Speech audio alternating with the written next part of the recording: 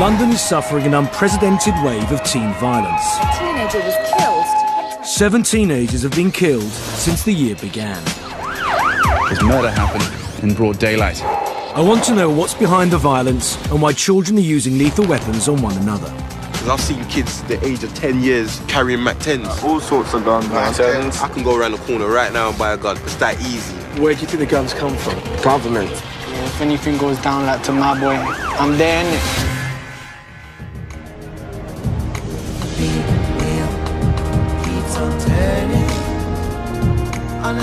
This is London. It's home, where I come back to after dealing with assaulted drug dealers, gunmen and killers on my travels around the world in pursuit of an understanding of gang culture. It's supposed to be a bit of a safe haven. But in the last few weeks, while I've been away, London has been hit by a spate of gang-related killings in areas I know just a few miles away from where I live. I've taken time out of filming a new gang series to take a look at London, to check out what's happening on my own doorstep. I want to know why, when the gun crime figures in the UK are falling, the age of those pulling the trigger is falling too. Teenagers are killing teenagers, and we need to find out why. The shootings of 3 youths, James Andre Smartford, Michael Dosunmu and Billy Cox in just 2 weeks in February shook the nation. Was shot twice at Streatham Ice Arena. Billy and his killer had been in the flat together. And in Peckham, Michael Dosunmu, gunned down in his own home. shot in his bed, just 15 when he was killed. Billy is the 3rd South London teenager to be gunned down in less than 2 weeks.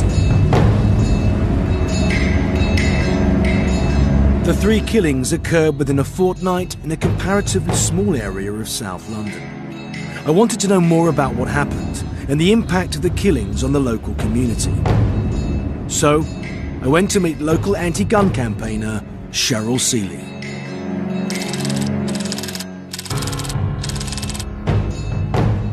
James Andre Ford, which is known to his friends and loved one as Andre, was here with some friends.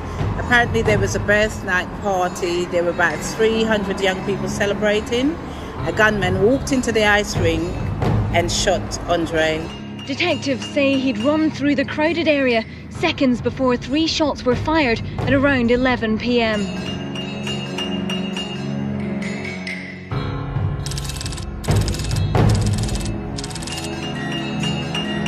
One morning, there was a young lad, just turned 15, the day before the incident.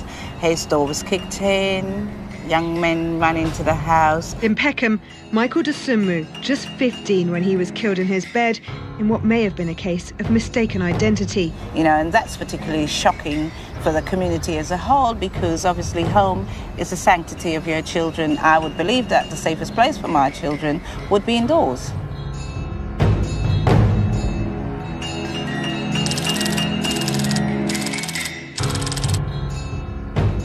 Here we have the scene of another gun violence, a murder of a young man cut down in his prime, a mother robbed of her son, father robbed of his son, and a sister robbed of her brother as well.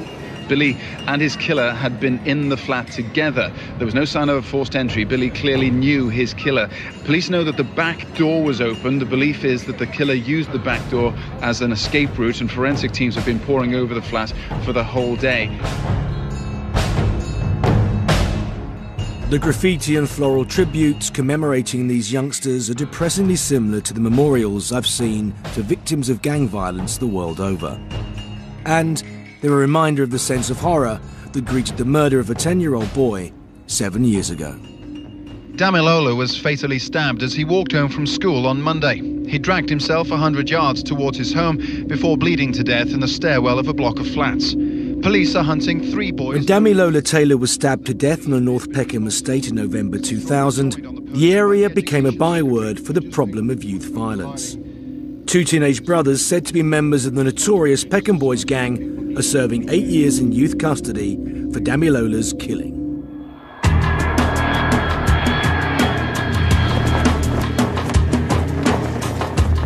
Today, the estate is a very different place, having benefited from a multi-million-pound regeneration programme, which has improved life for the majority of people in the area, as council leader Nick Stanton told me.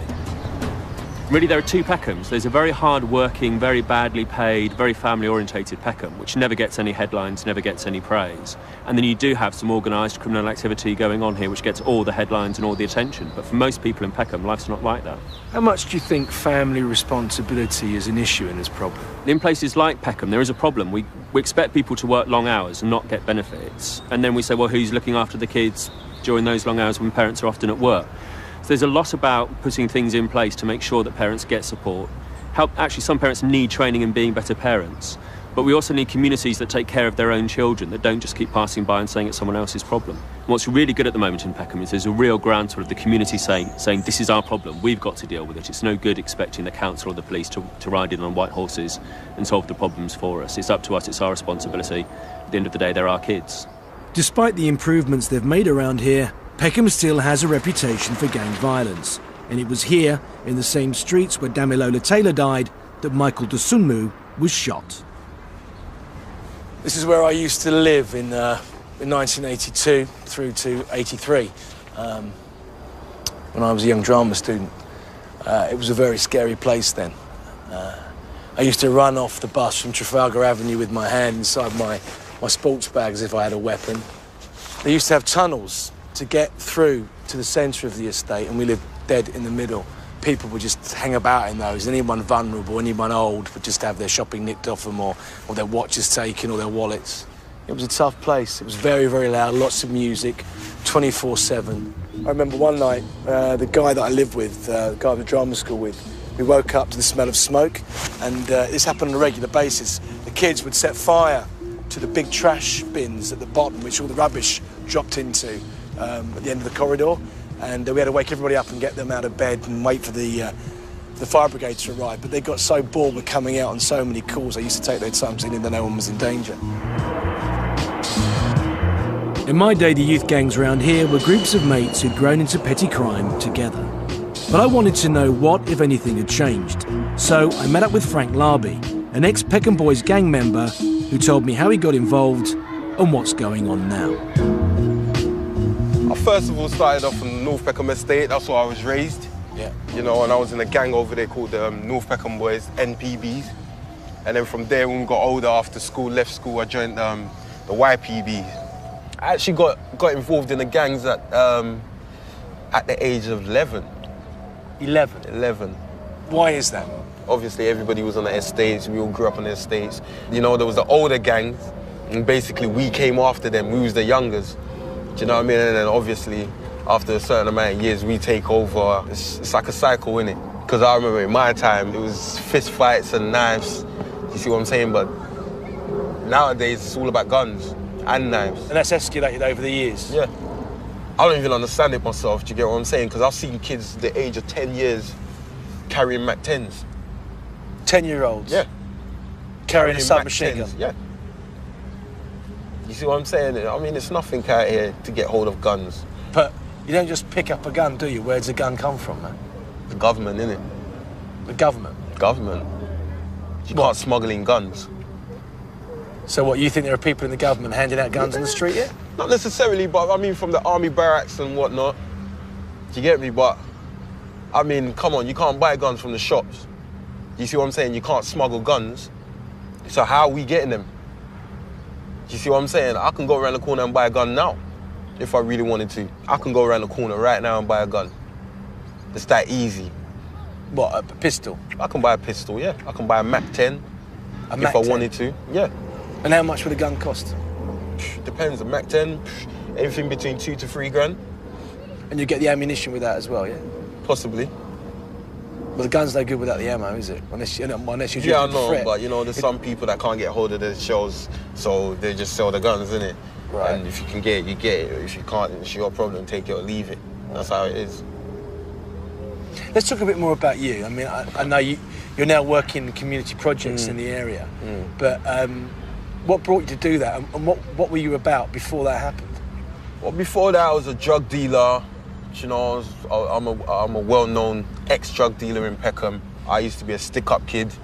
Basically, I used to rob drug dealers, you know, all sorts of robberies. I mean, banks, you know, travel agents and whatnot. I don't know, with me, I was just rolling with the wrong people, basically. And I enjoyed what they were doing because it was easy money. You understand what I'm saying? I mean, if you can make £5 a night, you understand? I ain't gonna go and do a 9 to 5. Didn't that make you a target again? I mean, you must have been a target for other people. Do you know what? To tell you the truth, at the time I thought I was untouchable. It's a risk that I was willing to take. But you were put away periodically? Yeah, I was put away. I've been in jail 4 times actually. But you've also paid the price physically for being involved in that kind of activity. 2005. I was selling. I had a lot of junkies I was selling to, and one of them decided to try and rob my life. You see what I'm saying? He ended up stabbing me in my stomach, punctured my bowel. I had to have a colostomy for 9 months, and ever since then, you know, I just kind of took time out and, you know what I mean, made some decisions. Danger! Danger! Get on the floor! I was shocked by what Frank had told me about where the guns are coming from. But then guns and conspiracy theories go together like Smith & Wesson. One area of definite concern is replica guns, since so many have been converted into working weapons. But even those which can't be converted raise concern. Efforts are being made to stop this sweet shop in Peckham selling toy replicas, although they are well within their rights to do so, and were happy to sell us one. We've just bought this replica gun in a sweet shop around the corner. Now, it may not be the most convincing replica. However, the community here up in arms about the sale of these things, and I can quite understand it when a lot of young children around here using the real thing to kill each other. Shut them down! Shut them down! No imitation! No replicas! No more guns! Replica guns are very dangerous, and if you really need to know just how dangerous they are, there was a shooting in Lambeth a couple of years ago where a young man was shot by armed police, shot dead actually, by armed police because he was brandishing a replica weapon. We don't want them in our shops, especially not sweet shops, where children as young as 5 years old will be going in to buy sweets. The concern of the black community illustrates a devastating truth about gun crime in London. In a massive 75% of cases, both perpetrators and victims are black. In 1998, the police started Operation Trident to deal with the issue. Rod McIntyre is acting inspector with the Peckham Partnership team, working with Trident. Gun-enabled crime, knife-enabled crime, woundings, personal robberies and all that, the numbers are going down. We're putting ex-offenders into the schools to actually talk to these kids about, you know, how to avoid becoming victims of knife crime or gun crime, dispelling urban myths about that some of these young people have got, that you can stab somebody more or less anywhere and they won't die. Where do these people get these guns from? That is one of the questions that nobody really knows the answer to.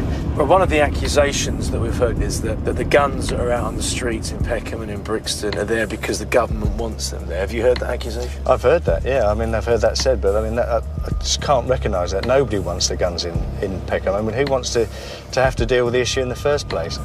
Why do you think it's so attractive for these young guys to want to join these gangs? Well, one of the reasons that the kids will tell you, they do it for protection. They feel that they're safer to be in the gang than to be outside of the gang. Other reasons that they give is kudos, and for some of them, of course, there is access to criminal activity, and that's where some of the more serious violence and that generates. I.e. the shootings, yeah? Well, that's not clear, because some of the fatalities that we've had could be just around simple disrespect issues. In part 2, I go in search of the teen gangs that are said to be bringing mayhem to the streets of South London. So what kind of guns are available? All sorts of guns, man. All sorts of guns. And hear about a sinister new development as American gang culture arrives in London. The recent killing of 3 teenagers in South London tell a sorry tale. Alarmingly, in the last 2 years, over 20 teenagers have already faced murder charges, with Trident expecting many more as a result of recent events. I'm here to learn more about the gangs behind the increase in gun violence in London. As you can imagine, it's proved really difficult to make contact with any of the street gangs around here. However, one of them's agreed to talk to us, but they'll only do so if we keep their identities hidden.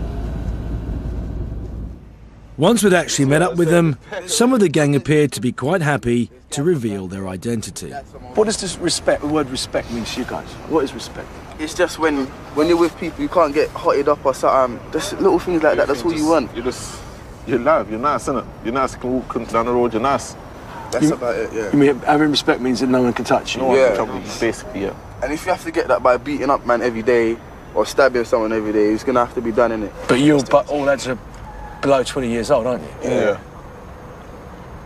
And you're living a violent life at the moment, yeah? Where are all the guns coming from? The government, innit? The government. Okay, all right, everyone says the government, but why would it be in their interest to hand out guns? Where they're coming from then? I'm saying it's obviously the government because they got control of all the imports and exports, innit? So what kind of guns are available? Handguns, 4.5s, magnums, long nose, snub nose, whatever. And we'll get them. And they're easy to get. They're easy to get, and we don't pet to bust them. You see what I'm saying? So, show the peas. Show the pea up what? Peas. I'd heard about a long-running feud between lads from Brixton and Peckham going back over 10 years, and I wondered what these lads made of the beef. It's a beef thing. It's gonna be a beef thing to. But why? Why? Don't know. Don't care. Don't care. It's never gonna stop. Any I see, they're getting bored or something, boy. You know what I'm saying? They're getting bored or something. Can you explain to me what the terminology slipping is?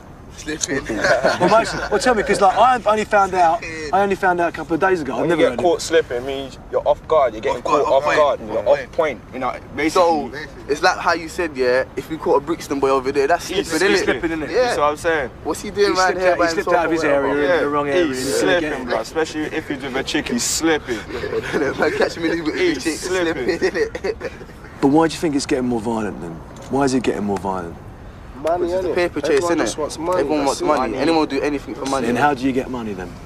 Everything, innit? Anything you can do to get money. From robbing drug dealers, anything like that, innit? Like, not government moves, something we can get nicked by police by getting mad years and that. I'm talking about robbing drug dealers. So for drug dealers, fair game, because he's not going to go... He's not going to go and tell the police we robbed. What was the reaction amongst you guys when you heard about the boys being shot, particularly the ones who got shot in their own houses? Tell you the truth, when I heard about that, I just thought, boy, he's dead straight. You see what I'm saying? I didn't give a fuck. As long as it weren't me, I didn't give a fuck. You see what I'm saying? I felt for the mum, but apart from that, fuck that, innit? What would you like to see done to stop these things happening? To tell you the truth, I don't really care. Nothing can be done now. Because you're not going to do anything. Even if we tell you what can be done, it's not going to be done. You see what I'm saying? The government ain't going to listen to what? 6 black boys. You see what I'm saying? They're not going to listen to us. Fuck the government, man. This is what we have to do every day. They want us to live like this, innit? Fuck the government. I tell you straight, fuck the government, man. Guys, is there a situation where that you would take a gun and use it on someone else? From anyone touches my mum or violates the mother. It's not even that. Anyone steps on my toes, from the family or whatever, yeah. Anyone steps on my toes, different. From man stepping his toes. You see what I'm saying? Anyone steps on my toes, blood. Certain people are different, innit? Yeah. Have any of you ever actually been affected by the violence personally? Affected? Yeah. I mean, if one of your family's been hurt, one of members of your family. One of my boys died, but that was something to do with something else, but it was still someone getting stabbed or whatever. It was still violence, innit? But yeah, it affected me, innit? But well, how is it not going to? Of course it affects you. Anybody else had any family tragedies like that, or friends? A lot of people around there's been dying recently, like, and everyone knows who it is, obviously, but we just have to get along with it every day, innit? But you're not exactly very young, but some of the kids that get involved with the guns and stuff are really, really young, aren't they? I mean, we're talking 12-year-olds, aren't we? I mean, what's that about? How come they're that young and they're getting involved? Because they want to be like our generation. See, our generation, they want to be like us, yeah? Like, after our generation's growing up, yeah, them youngers, yeah, they're going to be crazy. They're gonna be worse than us. You see what I'm saying? But why is that? Why are they going to be wolves? Because It's just the world, isn't it? It's just life. What's going on? It's life. That's it. They don't want to go. They don't want to go through school 7 to year 11 and get their GCSEs and get. But what happens to your childhood then? What happened to kicking a... That's dead, man. I've kicked football. I've done all that before. That's dead, man. I died a long time ago. Those young men aren't like the organised gangsters that I've met around the world. And what they are is angry, alienated, and clearly in search of an identity. The problem is their willingness to resort to violence means that it is from their ranks and other groups like them that the perpetrators and the victims of gun crime are drawn. The Met estimates that there are around 169 gangs with about 5,000 members in London. Almost everyone seems to agree that it's a problem which cannot be tackled by police and government alone. There are a number of community groups here aiming to get to grips with gang culture. Jennifer Blake is an ex-gang member who is trying to help youngsters in trouble. So what are the kind of things that these kids say to you when they ask you for help? They don't jump straight at and say, well, you know, I stabbed the boy last night and, you know, I'm a drug taker and, you know, I really destroy people's life. They come in and they might say, I've got a housing issue, can you help? So we find that because they do that, we have a one-to-one with them and let them know about the programme and we tell them where we're coming from. And that kind of opens up a door and it's like, whoa, you know what, you know, I can talk to you, and then everything will start coming out. And basically, it's down to them to want to make that move. And if they want to make that move, we'll go with them step by step by step. Can you tell me, why is it that the kids are getting younger and younger? First and mainly is that their parents are children themselves. And a lot of those young people out there have young parents that ain't really maybe got their head screwed on. So then they're looking at it that, well, I've got this respect out here now. I've got to stay in that group, because if I don't stay in that group and I'm on my own, I'm going to be a target. Oh, we know there are a lot of guns out there, but where are they coming from? The government are allowing them in. Let's put the guns in the poverty areas, let's put the drugs in the poverty areas. They take the drugs, they use the guns and they kill themselves. Oh, wonderful. Get rid of a population or two. Do you think that's government policy? Of course it's not government policy. It's not where are the guns coming from. We have to educate our children, don't pick it up. There's a thing which, yes, I'm saying as a black person, right? They say in the community, like, yes, the government then put in the guns and then put in the drugs for we kill ourselves, but we're the fools for picking them up and using them and taking them. Do you understand what I'm saying? And do you see any way of changing the situation? Yeah, I do. Prayer. For praying? Prayer. God show me my way because the devil trying to break me down. Jesus paid the price on the cross. You know what the Midwest is? Junkie, restless, I wanted to know why the kids that I met were so willing to resort to extreme violence. So I abandoned my van and headed for Brixton to meet a man who believed he could trace a change in British gang culture to Jamaica in the 1970s. Police and thieves in the street. From the backyards of Jamaica have grown gangs known as yardies, controlling drug dealing, extortion and prostitution. While the local security forces battle with their own racketeers, many of the yardies have moved on to richer pastures. Towards the late 70s and early 80s, a new breed of Jamaican started to come into Britain. A young Jamaican, they were kind of, for people like us who were out on the scene going to shebeens and that kind of stuff, you could tell they were different. They wore these big beaver hats, Nix Gansey, Farrah slacks and all that kind of stuff. They had attitude and they were sort of like totally different. There was a time when, you know, you bumped into someone, sorry mate, blah, blah, blah. With these guys, it's a life or death matter. The backyards of Kingston are the birthplace of Britain's yardie gangs. Men who once murdered here for politics, but now kill for profit. A gunman told me last night, yeah, he just here, bam, bam. For the media, the term yardie provided a convenient, if inaccurate, catch-all for the gangsters and gunmen who emerged from the political turmoil of Jamaica in the 70s and 80s. When they brought their affinity for guns to Britain, They changed the way the drugs trade operated. If you're out there on the street dealing drugs, and I'm out there on the street dealing drugs, but I've got a gun and you haven't, I can run you. If you've got a gun, well, it's on. And so, there, as you sort of suggest, there are these sort of quantum leaps in what is acceptable in terms of how you go about doing crime. Crack cocaine, their trade. Flashy cars and extreme violence, their trademark. One they've now exported. It was at this bedsit where the little girl who was due to start primary school this week was apparently executed. Tony Ann Byfield was deliberately shot in the back after witnessing the murder of her father. Police believe the murders were gang-related. Bertram Byfield had links to local criminals and had been in prison for dealing crack cocaine. So in a way, they're sort of responsible for the present gun culture on the streets of the UK.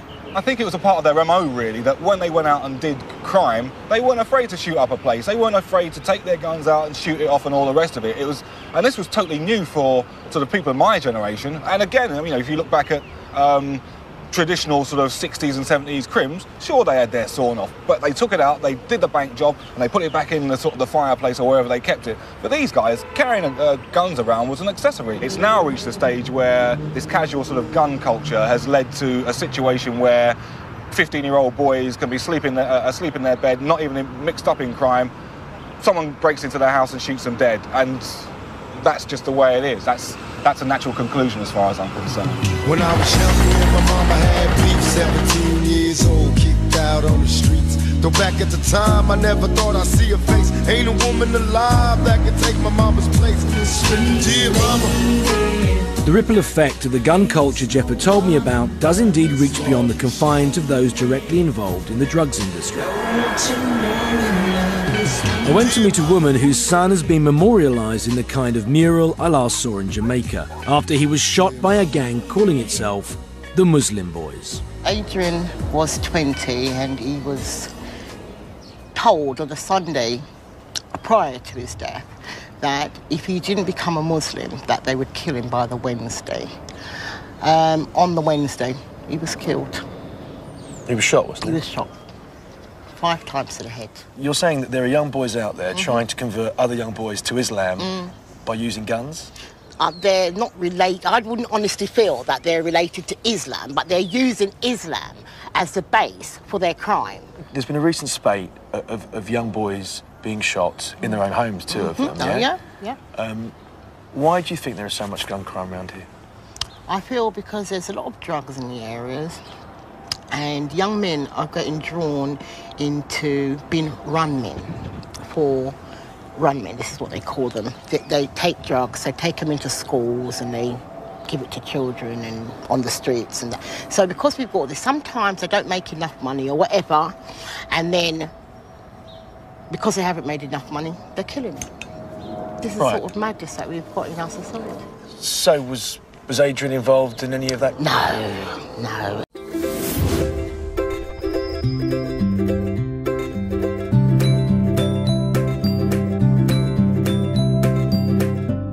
Adrian, I mean, he'd smoke a bit of pot, but that was about it. You know, he wouldn't get involved that deep in anything like that. He was too much of a mummy's boy, really, to get involved in anything like that. So did Adrian tell you about these guys that were after him? Oh, yes, and I told him, and I said to him, look, why don't you go into the station and report it? He said, well, Mum, if they're going to kill me, they're going to kill me anyway. Going to the station and reporting it's not going to make any difference. You know, and the thing is that the young people have got no confidence in the police as well. So this is the sort of vicious circle that we're living in. Ruth, you're a really warm, lovely human being. I've only met you very, very briefly. How do you feel about the people that killed your son? At first, if someone had given me a gun and given me the person that had shot Adrian, I would have shot him. I felt no way about it. But as time has progressed, I just feel very sorry for them. Really sorry for them, because honestly, I don't think they realise what they're doing. And the thing is that they might have taken Adrian's life, but they haven't taken the love that we had for Adrian. So, you know, they're just sad cases, and I really wouldn't bother with them now. And to be frank with you, I honestly feel that I've forgiven them.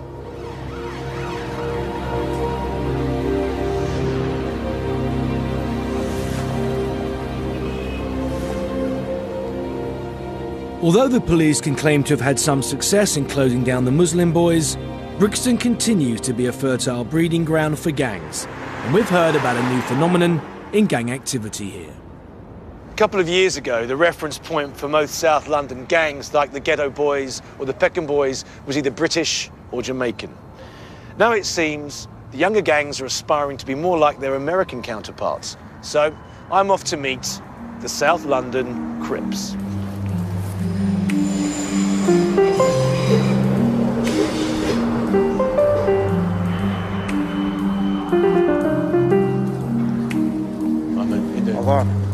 Cool. Guys, you're claiming a colour at the moment. Can you tell me what colour that is? Well, most of us bang the blue in it. Blue, yeah. Yeah, and it's cripping. Yeah, like it's all over the world. You might catch it in America, but right around there, southwest, you know, Brixton slums. That's what it is, cripping it.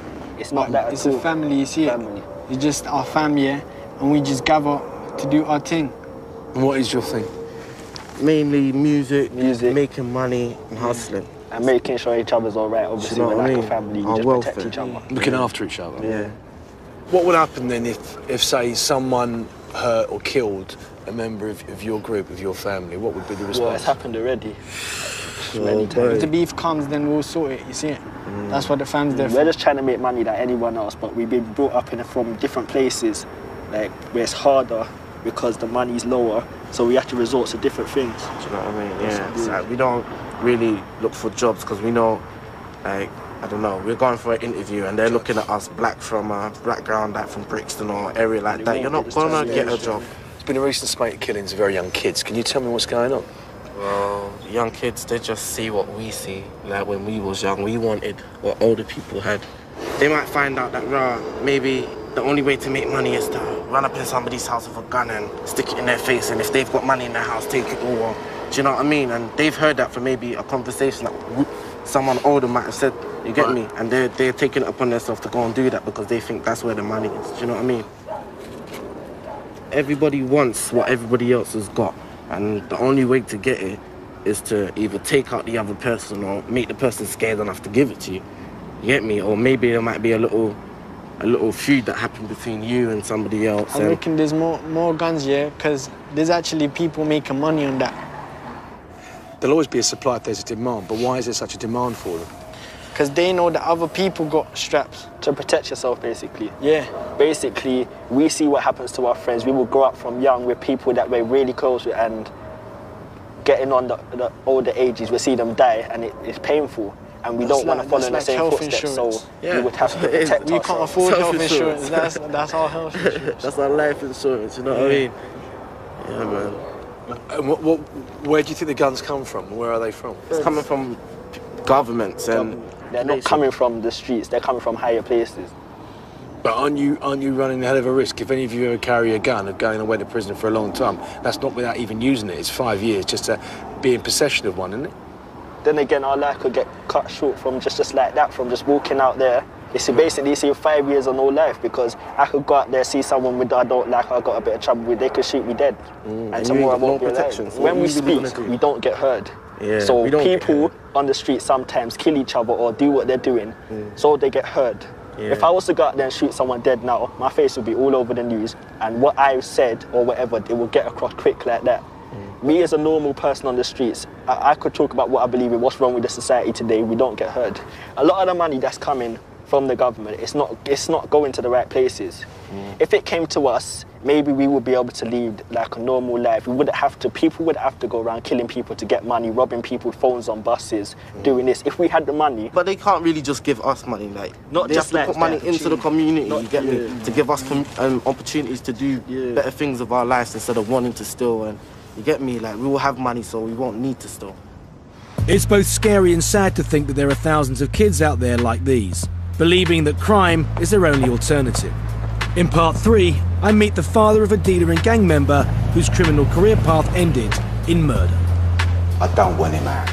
I'd be afraid, and too afraid he's going to come out and pose an even bigger threat. And I speak to the Home Secretary about what I've heard on the streets. Oh my God! I mean, That is the accusation. Yeah. No, I fully accept that somebody thinks this.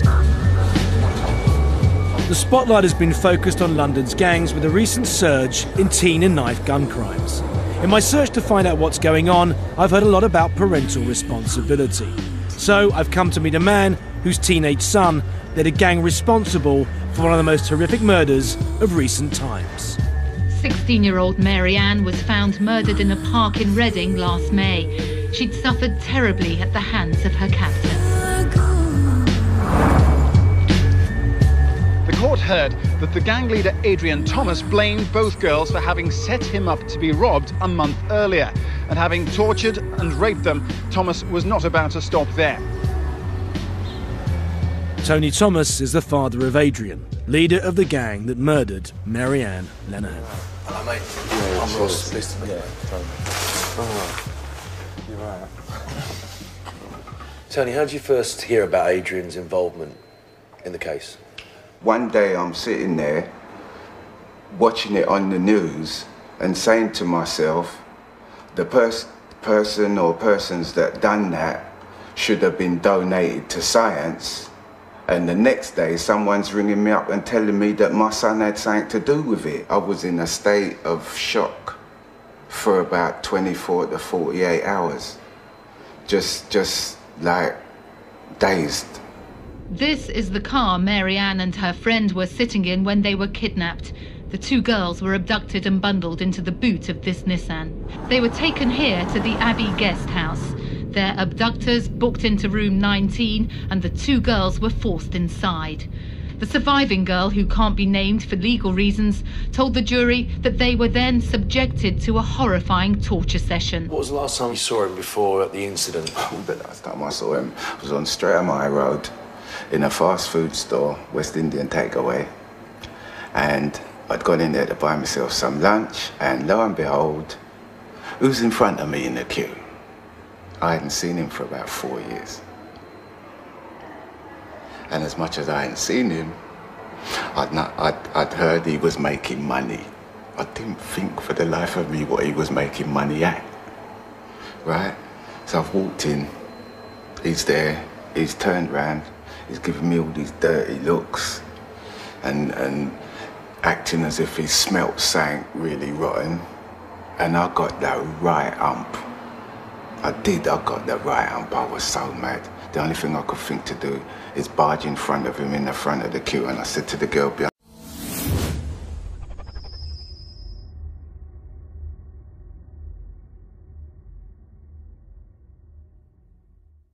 the counter, I said, have a look at that boy. And I deliberately said, that boy. And have a look at me, love, and tell me what you see. And she went left, right. She went, is that father and son? I said, son, I ain't seen this for about 4 years. And he went, something like that. The words weren't clear, but he was like, and he's looking at my shoes. And I come out of the store, and I went, that's it, I'm finished. But did he feel that you were there for him? No, he didn't feel that I was there for him. And even when I saw him, I could see in his face that he didn't think I was there for him. Adrian Thomas was a small-time dealer from South London who wanted to expand his operation to Reading. But when he was beaten up and robbed by rival dealers, he blamed 16-year-old Mary Ann and decided to exact revenge. They had their hair cut off and were scalded with boiling water from the room's kettle. They were also forced to smoke heroin and crack cocaine. All the while, the two teenage girls were told they would eventually be killed. The nature of the violence, though, could you ever relate that to your son, the young boy that you knew growing up? No, I can't relate it to my son. Do you think gang mentality was an attributing fact to the egging on? Do you think he'd have ever done that on his own? No, he wouldn't have done it on his own. He ain't got that bottle. Adrian is not that. I know he's lost, and it's because he was lost he's ended up where he's ended up. But he ain't got that, whatever it is you need. How easy do you think it was for Adrian to get a gun? It's seemingly one of the easiest things to get on the street. The same person that's going to be selling him Class A drugs is going to want to sell him a gun so that he can keep his business going for him. The girl who survived told the court Marianne was crying and pleading. She fell into a ball on the ground, but the stabbing did not stop. Breaking down in tears, she added, they said something about wanting Marianne to die slowly. At that point, the girl was told, are you ready to die? Her attacker said, these are going to be your last memories, watching your friend being butchered. So do you feel guilty about what happened? I'm compelled. I wouldn't say I don't feel responsible, but I do feel responsible. I feel responsible for my failings with him. 6 youths were convicted on numerous charges, including murder, attempted murder, rape, assault and kidnap, and handed down long sentences. So what do you think about his sentence, 26 years? In the intervening 26 years that Adrian is doing, if he doesn't make some kind of contact with me, whether he starts off wanting to argue with me, I love a good argument. I'm not going to be rude to him, but there's obviously stuff to discuss. If he doesn't make some kind of contact now, especially seeing as he thinks he's a big man, I don't want him out. Because I'd be afraid, and too afraid, that he's going to come out and pose an even bigger threat to the society and the community and be a nasty influence on people's children and grandchildren.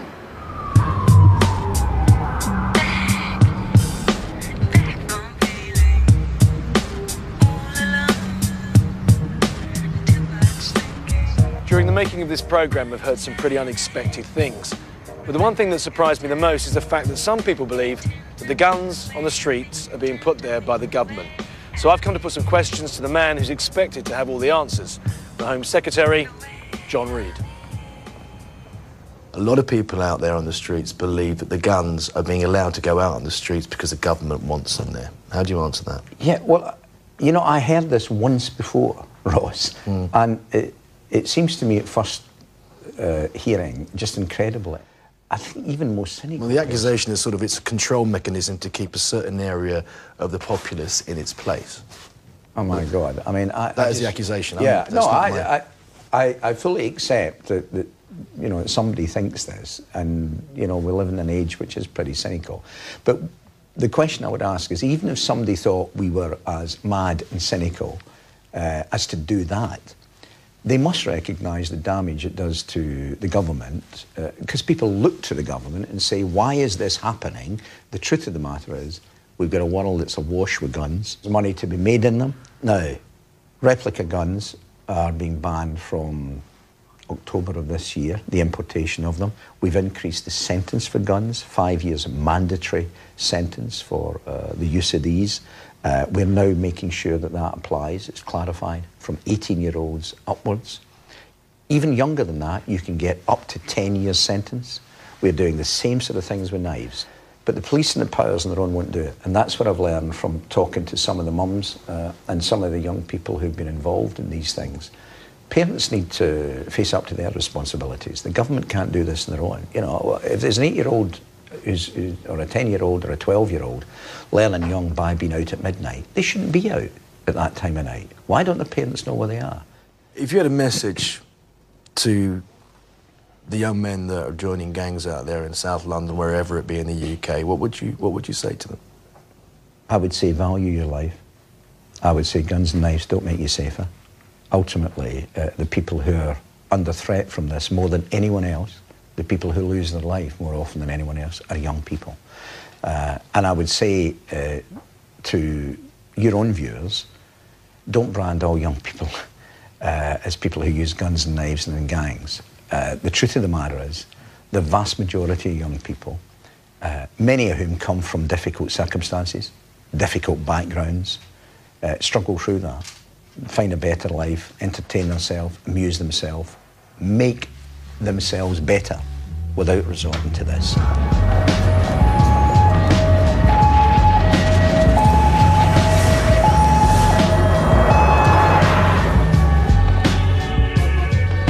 Legal wrangles, access, and the fact that I live here have all contributed to making this a very difficult programme to make. The young men that I've met may be a small proportion of Britain's youth, but their anger, their hopelessness, and their belief that violence can be used to solve their problems means we can't afford to ignore them. Since we started filming, 3 teenagers have been stabbed to death, and the young men that I've spoken to can only see the problem getting worse. I don't know about you, but I think the prospect of 10-year-olds on the streets with submachine guns is truly terrifying.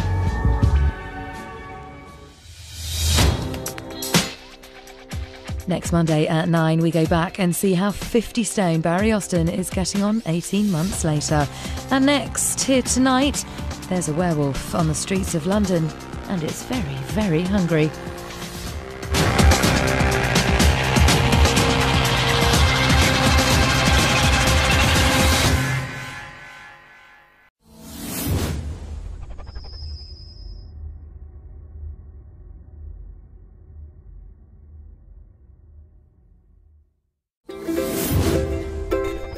Thank you.